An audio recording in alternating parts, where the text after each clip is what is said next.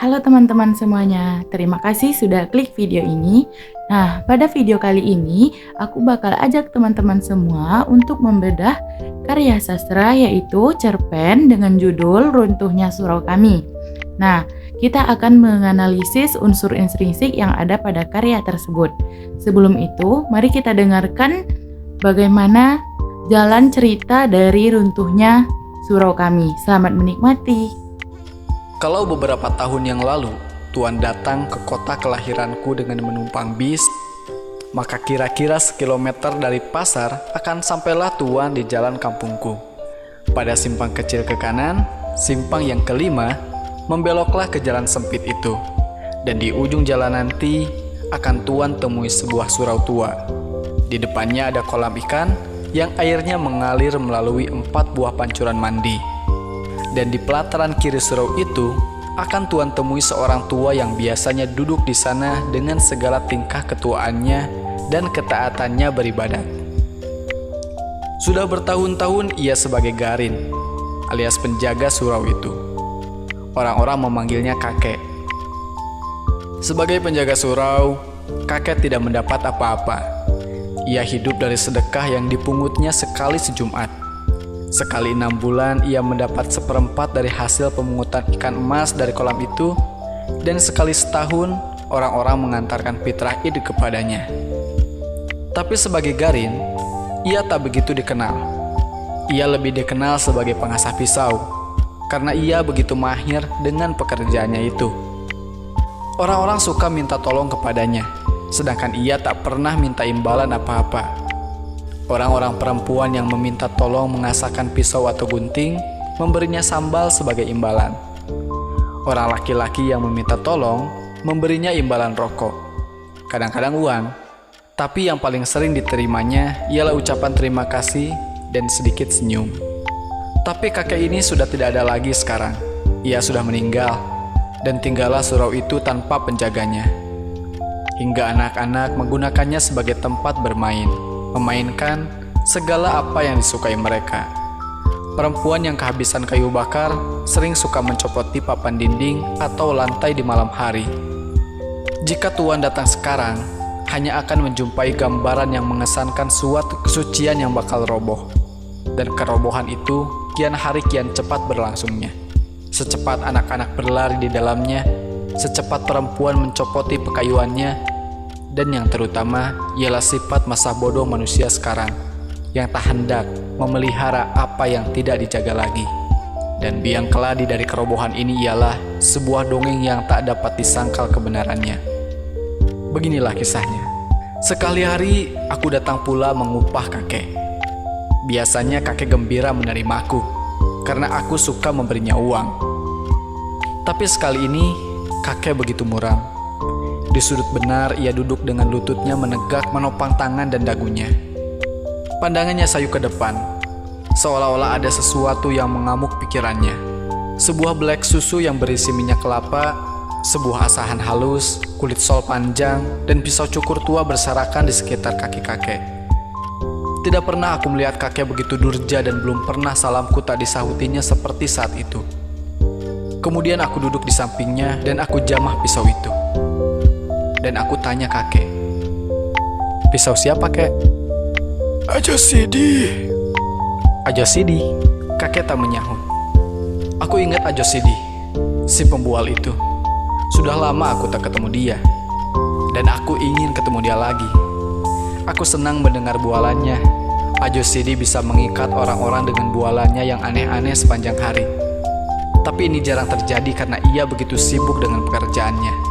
Sebagai pembual, sukses terbesar baginya ialah karena semua pelaku-pelaku yang diceritakan menjadi model orang untuk diejek dan ceritanya menjadi pameo akhirnya. Ada-ada saja orang-orang di sekitar kampungku yang cocok dengan watak pelaku-pelaku ceritanya. Ketika sekali ia menceritakan bagaimana sifat seekor katak, dan kebetulan ada pula seorang yang ketagihan menjadi pemimpin berkelakuan seperti katak itu, maka untuk selanjutnya, pemimpin tersebut kami sebut pemimpin katak. Tiba-tiba aku ingat lagi pada kakek dan kedatangan Ajo Sidi kepadanya. Apakah Ajo Sidi telah membuat bualan tentang kakek? Dan bualan itukah yang mendurjakan kakek? Aku ingin tahu. Lalu aku tanya kakek lagi, apa ceritanya kek? Siapa? Ajo Sidi. Kurang ajar dia. Kenapa? Mudah-mudahan bisa cukur ini yang kuasa tajam-tajam ini menggok tenggorokannya. Kakek marah. Marah? Ya, kalau aku masih muda. Tapi aku sudah tua. Orang tua menahan ragam. Sudah lama aku tak marah-marah lagi. Takut aku kalau imanku rusak karenanya. Ibadatku rusak karenanya.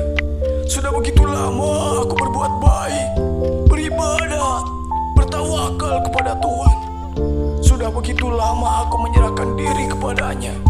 Dan Tuhan akan mengasihi orang yang sabar dan tawakal. Ingin tahuku dengan cerita Ajo Sidi yang memurungkan kakek jadi memuncak. Aku tanya lagi, bagaimana katanya kek? Tapi kakek diam saja. Berat hatinya bercerita barangkali.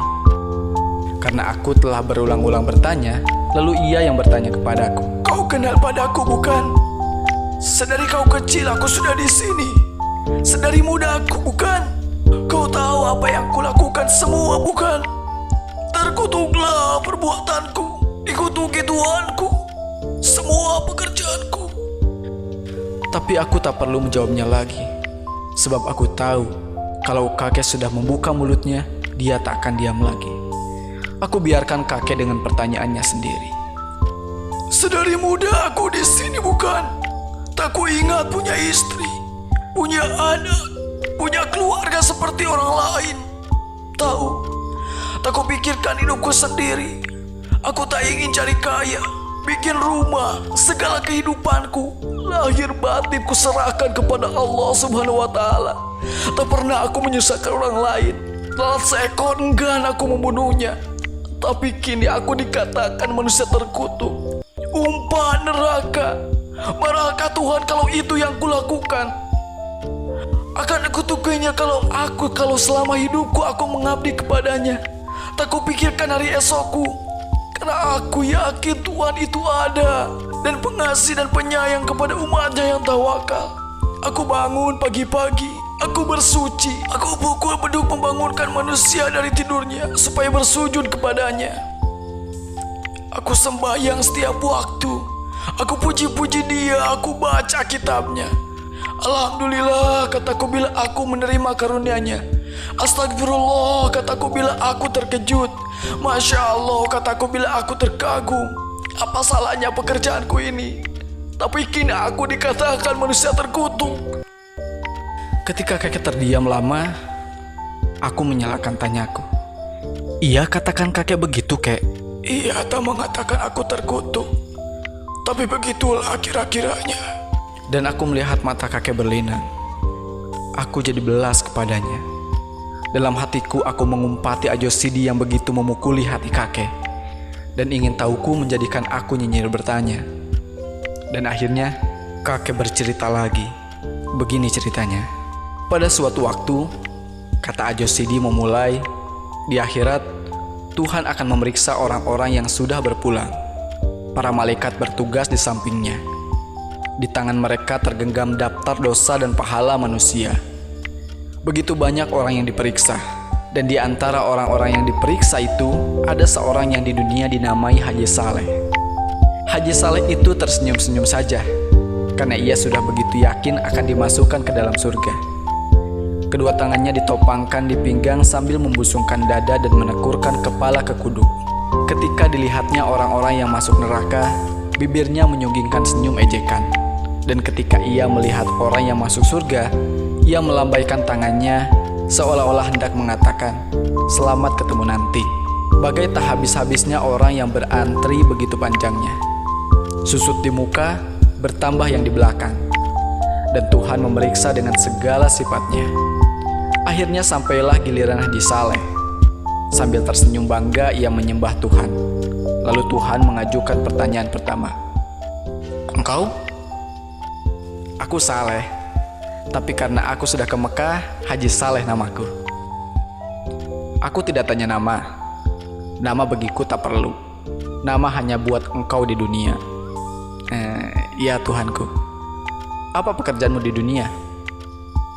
"Aku menyembah engkau selalu Tuhanku." "Yang lain?" Setiap hari, setiap malam, bahkan setiap masa aku menyebut-nyebut namamu. Yang lain? Ya Tuhanku, tak ada pekerjaanku selain daripada beribadat menyembahmu, menyebut-nyebut namamu. Bahkan dalam kasihmu, ketika aku sakit, namamu menjadi buah bibirku juga. Dan aku selalu berdoa, mendoakan kemurahan hatimu untuk menginsapkan umatmu. Yang lain? Haji Saleh tak dapat menjawab lagi. Ia telah menceritakan segala yang ia kerjakan. Tapi ia insaf. Pertanyaan Tuhan bukan asal bertanya saja. Tentu ada lagi yang belum dikatakannya. Tapi menurut pendapatnya, ia telah menceritakan segalanya. Ia tak tahu lagi apa yang harus dikatakannya. Ia termenung dan menekurkan kepalanya. Api neraka tiba-tiba menghawakan kehangatannya ke tubuh Haji Saleh. Dan ia menangis.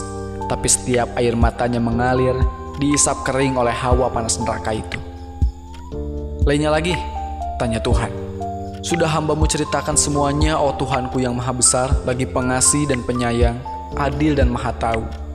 Haji Saleh yang sudah kuyu mencobakan siasat merendahkan diri dan memuji Tuhan dengan pengharapan semoga Tuhan bisa berbuat lembut terhadapnya dan tidak salah tanya kepadanya. Tapi Tuhan bertanya lagi. Tak ada lagi? Tuhanku, aku selalu membaca kitab-Mu. Yang lain? Sudah kuceritakan semuanya, oh Tuhanku. Tapi kalau ada yang lupa aku katakan, aku pun bersyukur karena Engkaulah maha tahu. Sungguh tak ada lagi yang kau kerjakan di dunia selain yang kau ceritakan tadi. Ya, itulah semuanya Tuhanku. Masuk kamu. Dan malaikat dengan sigapnya menjewer Haji Saleh ke neraka. Haji Saleh tidak mengerti kenapa ia dibawa ke neraka. Ia tak mengerti apa yang dikehendaki Tuhan daripadanya dan ia percaya Tuhan tidak silap. Alangkah tercengang Haji Saleh karena di neraka itu banyak teman-temannya di dunia terpanggang hangus, merintih kesakitan. Dan ia tambah tak mengerti dengan keadaan dirinya karena semua orang yang dilihatnya di neraka itu tak kurang ibadatnya dari dia sendiri. Bahkan ada salah seorang yang telah sampai 14 kali ke Mekah dan bergelar syekh pula. Lalu Haji Saleh mendekati mereka dan bertanya kenapa mereka dinerakakan semuanya. Tapi sebagaimana Haji Saleh, orang-orang itu pun tak mengerti juga. Bagaimana Tuhan kita ini? Kata Haji Saleh kemudian. Bukankah kita disuruhnya taat, beribadat, teguh beriman? Dan itu semua sudah kita kerjakan selama hidup kita. Tapi kini kita dimasukkannya ke neraka. Ya, kami juga heran. Tengoklah itu orang-orang senegeri dengan kita semua. Dan tak kurang ketaatannya beribadat. Kata salah seorang di antaranya. Ini sungguh tidak adil. Memang tidak adil, kata orang-orang itu mengulangi ucapan Haji Saleh. Kalau begitu, kita harus minta kesaksian atas kesalahan kita. Kita harus mengingatkan Tuhan kalau ia silap memasukkan kita ke neraka ini. Benar, benar, benar. Sorakan yang lain membenarkan Haji Saleh. Kalau Tuhan tak mau mengakui kesilapannya bagaimana? Suatu suara melengking di dalam kelompok orang-orang banyak itu. Kita protes, kita resolusikan, kata Haji Saleh. Apa kita revolusikan juga? Tanya suara yang lain yang rupanya di dunia menjadi pemimpin gerakan revolusioner. Itu tergantung kepada keadaan, kata Haji Saleh. Mari kita berdemonstrasi kepada Tuhan. Cocok sekali, di dunia dulu dengan demonstrasi saja banyak yang kita peroleh. Sebuah suara menyela. Setuju, setuju, setuju. Mereka bersorak beramai-ramai. Lalu mereka berangkatlah bersama-sama menghadap Tuhan. Dan Tuhan bertanya, kalian mau apa? Haji Saleh yang menjadi pemimpin dan juru bicara tampil di depan. Dan dengan suara yang menggeletar dan berirama rendah, ia memulai pidatonya. Oh Tuhan kami yang maha besar, kami yang menghadap-Mu, ini adalah umat-Mu yang paling taat beribadat, yang paling taat menyembah-Mu. Kamilah orang-orang yang selalu menyebut nama-Mu, memuji kebesaran-Mu, mempropagandakan keadilan-Mu, dan lain-lainnya. Kitab-Mu kami hafal di luar kepala kami. Tak sesat sedikit pun kami membacanya. Akan tetapi, Tuhanku yang Maha Kuasa, setelah kami Engkau panggil kemari, Engkau masukkan kami ke neraka. Maka sebelum terjadi hal-hal yang tak diingini, maka di sini atas nama orang-orang yang cinta padamu, kami menuntut agar hukuman yang Kau jatuhkan kepada kami ke surga sebagaimana yang Engkau janjikan dalam kitab-Mu. Kalian di dunia tinggal di mana? Tanya Tuhan. Kami ini adalah umatmu yang tinggal di Indonesia, Tuhanku. Oh, di negara yang tanahnya subur itu? Ya, benarlah itu, Tuhanku. Tanahnya yang maha kaya raya, penuh oleh logam, minyak, dan berbagai bahan tambang lainnya, bukan? Benar, Tuhan kami. Itulah negeri kami. Mereka mulai menjawab serentak, karena fajar kegembiraan telah membayangi di wajahnya kembali. Dan yakinlah mereka sekarang, bahwa Tuhan telah silap menjatuhkan hukuman kepada mereka itu. Di negeri yang mana tanahnya begitu subur sehingga tanaman tumbuh tanpa ditanam? Benar, itulah negeri kami. Di negeri di mana penduduknya sendiri melarat? Ya, itulah negeri kami. Negeri yang lama diperbudak negara lain. Ya Tuhanku, sungguh laknat penjajah itu, Tuhanku. Dan hasil tanahmu mereka yang mengeruknya dan diangkut ke negaranya, bukan? Benar, Tuhanku, hingga kami tak mendapat apa-apa lagi. Sungguh laknat mereka itu. Di negara yang selalu kacau itu, hingga kamu dengan kamu selalu berkelahi, sedangkan hasil tanahmu orang lain juga yang mengambilnya, bukan? Benar, Tuhanku. Tapi bagi kami soal harta benda itu kami tak mau tahu. Yang penting bagi kami ialah menyembah dan memuji Engkau. Engkau rela tetap melarat, bukan? Benar, kami rela sekali, Tuhanku. Karena kerelaanmu itu, anak cucumu tetap juga melarat, bukan? Sungguh pun anak cucu kami itu melarat, tapi mereka semua pintar mengaji kitabmu. Mereka hafal di luar kepala. Tapi seperti kamu juga, apa yang disebutnya tidak dimasukkan ke hatinya, bukan? Ada, Tuhanku. Kalau ada, kenapa engkau biarkan dirimu melarat, hingga anak cucumu teraniaya semua, sedangkan harta bendamu kau biarkan orang lain mengambilnya untuk anak cucu mereka, dan engkau lebih suka berkelahi antara kamu sendiri, saling menipu, saling memeras. Aku beri kau negeri yang kaya raya, tapi kau malas. Kau lebih suka beribadat saja, karena beribadat tidak mengeluarkan peluh, tidak membanting tulang. Sedang aku menyuruh engkau semuanya beramal kalau engkau miskin. Engkau kira aku ini suka pujian, mabuk disembah saja? Tidak, kamu semua mesti masuk neraka. Hai malaikat, halaulah mereka ini kembali ke neraka, letakkan di keraknya. Semua menjadi pucat pasi, tak berani berkata apa-apa lagi. Taulah mereka sekarang apa jalan yang diridhoi Allah di dunia. Tapi Haji Saleh ingin juga kepastian apakah yang akan dikerjakannya di dunia itu salah atau benar. Tapi ia tak berani bertanya kepada Tuhan. Ia bertanya saja pada malaikat yang menggiring mereka itu. Salahkah menurut pendapatmu kalau kami menyembah Tuhan di dunia? Tanya Haji Saleh. Tidak, karena engkau terlalu mementingkan dirimu sendiri. Kau takut masuk neraka, karena itu kau taat sembahyang. Tapi engkau melupakan kehidupan kaummu sendiri, melupakan kehidupan anak istrimu sendiri, sehingga mereka itu kucar kacir selamanya. Inilah kesalahanmu yang terbesar, terlalu egoistis. Padahal engkau di dunia berkaum, bersaudara semuanya, tapi engkau tak memperdulikan mereka sedikit pun. Demikianlah cerita Ajo Sidi yang kudengar dari kakek, cerita yang memurungkan hati kakek. Dan besoknya, ketika aku mau turun rumah pagi-pagi, istriku berkata apa aku tak pergi menjenguk. Siapa yang meninggal? Tanyaku kaget. Kakek?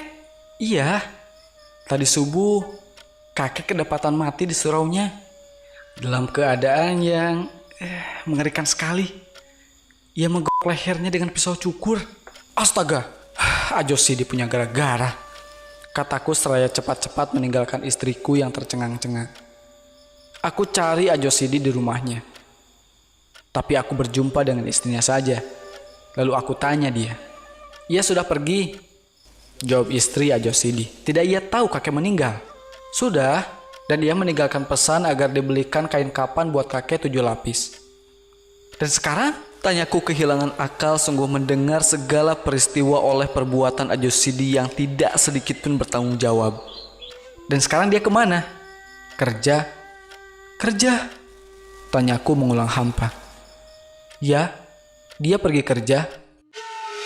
Baiklah teman-teman semuanya, selanjutnya kita akan masuk pada telaah unsur intrinsik. Yang pertama ialah tokoh. Tokohnya terdiri dari kakek, Ajo Sidi, aku, Haji Saleh, istri aku, istri Ajo Sidi, kemudian Tuhan. Selanjutnya, jika kita lihat pada watak tokoh, Tokoh kakek digambarkan dengan orang yang rajin beribadah, baik hati, ikhlas, tapi ketika penyesalan dan ketakutan datang, dia berpikir pendek. Selanjutnya Ojo Sidi itu jahil, kemudian ramah, tapi di balik kejahilannya ada makna tersirat. Kemudian ada Haji Saleh, itu rajin beribadah, mengabdikan dirinya hanya untuk Tuhan, tapi terlalu membanggakan tindakannya hingga gelap mata pada yang lainnya. Kemudian istri aku itu orang yang baik. Istri Ojo Sidi menurut pada suami dan bisa dipercaya untuk menyampaikan amanat. Kemudian ada watak Tuhan segala sifat baik. Jika dilihat dari tema yaitu hubungan manusia dengan Tuhannya. Jika dilihat dari latar tempatnya yaitu ada pada kata-kata sekilo dari pasar, kampungku, surau tua, di akhirat, di neraka, di dunia, serta rumah. Selanjutnya jika dilihat pada latar waktu, itu ada pada kata beberapa tahun yang lalu, sudah bertahun-tahun, sekali 6 bulan, sekali sejumat, sekali setahun, dan di malam hari. Selanjutnya jika dilihat pada latar suasana, itu ada pada kata mengesankan, muram, kehangatan, panas, beramai-ramai, menggeletar, dan yang terakhir mengerikan. Jika dilihat pada alur, cerpen ini memiliki alur campuran, kemudian sudut pandang orang pertama. Yang terakhir yaitu amanat. Cerpen ini secara tersirat menggambarkan pada kita tentang hubungan manusia dengan Tuhannya, yang pada faktanya beginilah keadaan beberapa orang di sekitar kita. Kebanyakan dari mereka hanya berpikir mengenai Tuhan, beribadah dan sebagainya tanpa ingin bekerja ataupun untuk memperoleh harta dunia yang pada dasarnya untuk mensejahterakan kehidupan generasi mereka. Cerpen ini memberitahu kita bahwa kehidupan di dunia harus dengan masalah ibadah pada Tuhan, sehingga saat kita beribadah tak juga melaratkan keturunan kita. Nah, itulah tadi unsur intrinsik yang ada pada cerpen Runtuhnya Surau Kita. Semoga bermanfaat, sampai jumpa di video selanjutnya.